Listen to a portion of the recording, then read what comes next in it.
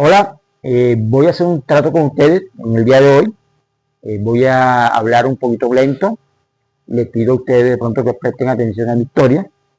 Y vamos a empezar de pronto con mi barrio.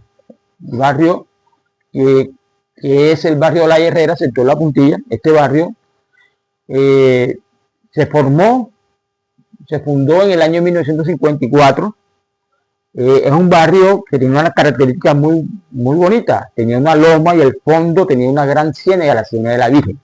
En este barrio vinieron muchas familias desplazadas de las provincias, como el caso de mi abuelita Carmen Julio y mi mamá Antonia Elvira Palomo, que vinieron de Córdoba. Mi papá sí era de acá de Cartagena. Mi papá era de padre que vivía en el barrio Manga y su madre vivía en Chambacú. Mi papá era conductor. Eh, Mi abuelita me contaba que cuando ellos ingresaron acá, hay un señor que se llamaba Juan Cabarca. Decía que él era el dueño de todos estos terrenos y que no permitía que construyeran ahí. Muchos de los habitantes, de los que llegaron, los primeros habitantes llegaron, se subían a la loma a coger tierra para rellenar la ciénaga y construir sus viviendas. Me cuentan una anécdota que una vez el señor bajó acá a la orilla de la ciénaga y una señora Carmen Martínez lo metió en la ciénaga de la Virgen. La puntilla le sale porque en la entrada había un señor que tenía una zapatería y le pusieron en honor la puntilla. También nosotros cuando estábamos muy pequeños, con mis amiguitos, íbamos a la ciénaga a bañarnos, a pescar, a coger cangrejitos, íbamos toda esa parte. Y eso, eso permitía que de pronto en la noche, cuando nos decían nuestros padres, para que no fuéramos en la noche, nos decían que allá salían las brujas. Entonces nosotros veíamos en la noche y nos poníamos a mirar una lamparita que alumbraba allá, y nosotros teníamos, digamos, ¿qué será eso? ¿Serán las brujas? Hasta que una vez mi papá me llevó a pescar en bote y llegamos hasta la finca y pudimos llegar a la finca y vimos que era un señor que vivía que no tenía luz y en la noche se alumbraba con una lámpara. Cuando la ciénaga se secaba, mis papás me llevaban a mí, a mi hermano, a recoger caracuchas, a jugar volteacabucho, toda esa parte. Cuando entro a estudiar mi infancia, me daba miedo el estudio, le tenía miedo a leer las cartillas, a escribir. Estudiaba donde la señora Elisa, señora Elisa, en un colegio de kinder o transición, o colegio banquito. Estudiaba con mi hermana pequeña, Marludi. Ella vivía en una casa que quedaba cerca de la loma, tenía sembrado ahí maíz, tenía fruta, con mamón, toda esta parte. Cuando no hacía mis tareas, ella me castigaba, o me arrodillaba en granito de maíz, o me mandaba allá a la loma. Yo a la loma cuando subía, me comentaba de los árboles y veía esas hormiguitas cuando subían en esos árboles y yo me pensaba, ¿cómo una hormiguita tan pequeña sube en esos árboles? Entonces, ahí yo hago una reflexión ahora. Si el miedo está en nuestros pensamientos. O a veces me pegaba con una regla. Cuando, en cambio, mi hermana siempre me premiaba, le daban ganón. Cuando llegaba a mi casa y me mandaban a hacer las tareas, me escondía abajo de la cama porque tenía miedo de pronto que me fueran a castigar. Hasta que llegaba mi abuelita Carmen Julio en la tarde de trabajar y me sentaba en sus piernas y me decía, tú vas a ser mi doctor, tú vas a ser mi doctor. Y eso me motivó mucho. Cuando ingreso a estudiar mi primaria, era uno de los mejores estudiantes. Siempre me ganaba el primer lugar, me daba unas cartillas pero tenía otro problema, y era que no escribía de corrido. Y me daba una cartilla que se llamaba escritura inglesa. Esas cartillas pasaba todas mis vacaciones haciendo la tarea. Cuando estudio en el quinto de primaria, que lo estudiamos en la concentración, lo estudié en un colegio que se llama Mixto Pedro de Heredia. Ahí era también unos mejores estudiantes y al final me dieron mención de honor. Cuando iba a ingresar al bachillerato, tocaba hacer un examen. A mí me inscribí en dos colegios, INEI y el Liceo Bolívar. Ahí pasé los dos exámenes, pero me matricularon en el INEI porque era una educación diversificada. Estudié bachiller industrial. En el INEI también ocupaba los primeros lugares y practicaba atletismo. Practicaba el atletismo y presenciales intercolegiales, pero también tenía una dificultad y era que no contaba con los zapatos adecuados con clavos para la competencia. Y para las competencias me tocaba prestar los zapatos para hacer las competencias. Mis padres no tenían para comprarme esos zapatos y me retiré de ese deporte. cuando comienzan a hacer los andenes y bordillos acá en la comunidad, rellenaron parte de la ciénaga. Y las casas también tuvieron que rellenarla para que no se inundara. En mi casa, cuando yo venía del colegio, me tocaba ayudar a mis padres a rellenar la casa. La casa quedó bajita y nos tocaba meter agachado. Hasta que una vez mi padre se ganó el chance y pudo hacer la casa de nuevo. Cuando termino mi bachillerato, la que me acompañó al grado de ceremonia fue mi abuelita Carmen Julio y me hizo una gran fiesta. Cuando termino ese bachillerato, ingreso a un grupo de teatro, al grupo de teatro experimental Zaino. Ahí me acuerdo de una obra que hacíamos, la obra de la maestra, y hacía el papel de soldado. Acá en el sector también existía, en el sector Puntillo y Progreso, existían 4 grupos de teatro. Nosotros nos organizamos y miramos esa problemática que nosotros vivimos cuando estudiábamos, que no teníamos biblioteca, y organizamos una marcha del libro, el 1 de mayo. Organizamos la biblioteca y le pusimos la Biblioteca Popular Caimán.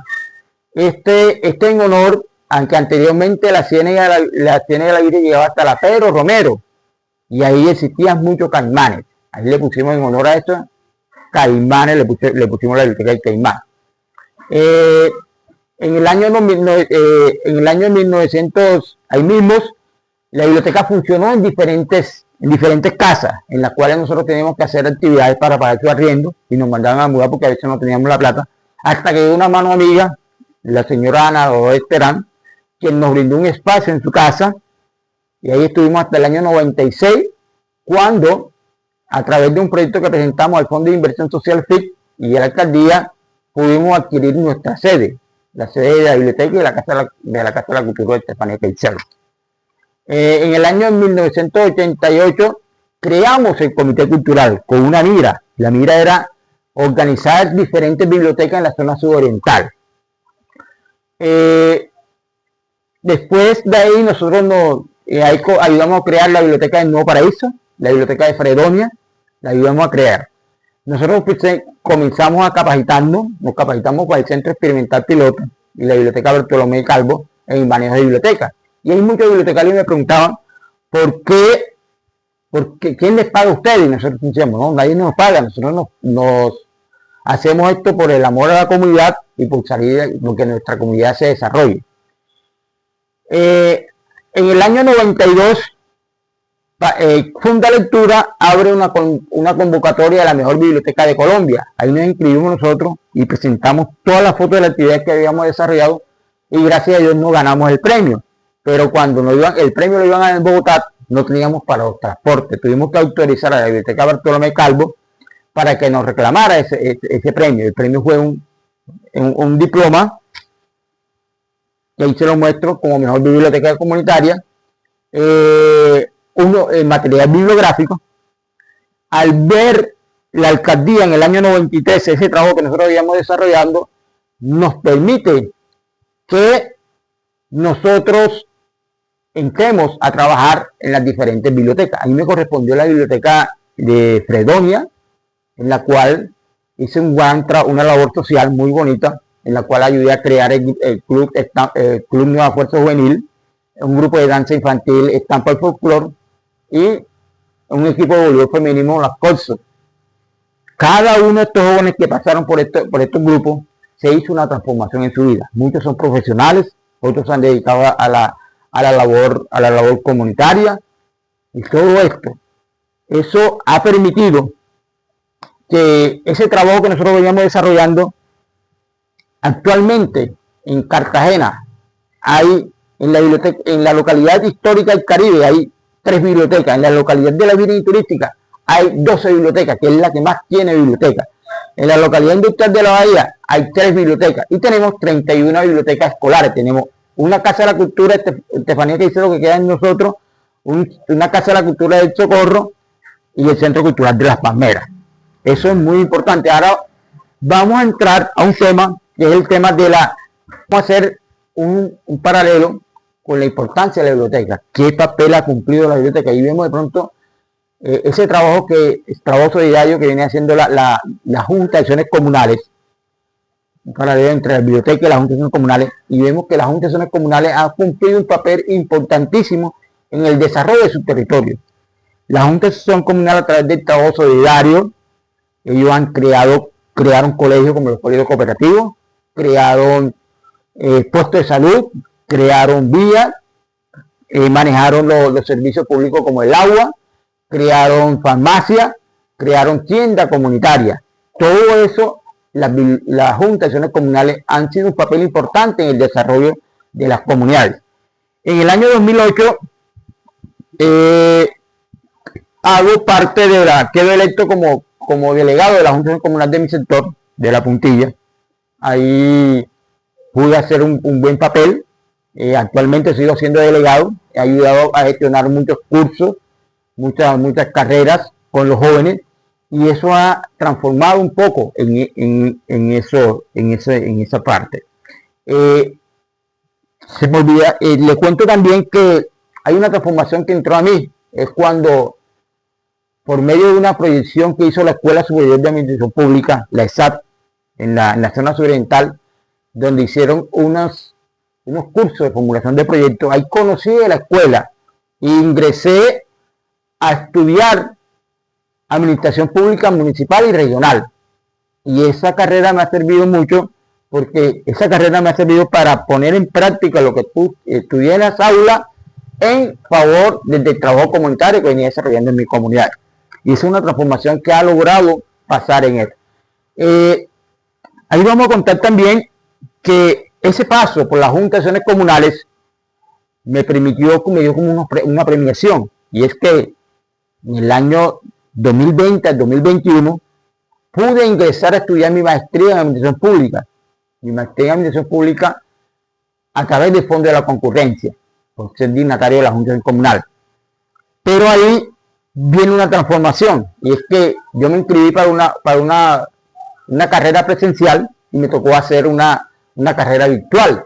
No contaba con internet, no tenía computador, no tenía nada de esto, y me tocaba irme de mi hermana María en Los Calamares a pie para utilizar el computador y el internet de allá y asistir a mi clase. Estaba sin trabajo en ese entonces. Gracias a Dios terminé mi carrera, me pude graduar en magíster en esta parte. Vamos a entrar a un tema que es el tema de la promotoría ambiental, y es que de pronto en el tema de las juntas de acciones comunales también nosotros organizábamos un foro que se llamaba Vida y Conservación de la Ciénaga. Ahí, foro ese Vida y Conservación de la Ciénaga, pudimos conseguir con el Estacionamiento Público Ambiental EPA que se dictara un diplomado en gestión ambiental urbana, y ahí nos capacitamos 250 personas en ese diplomado.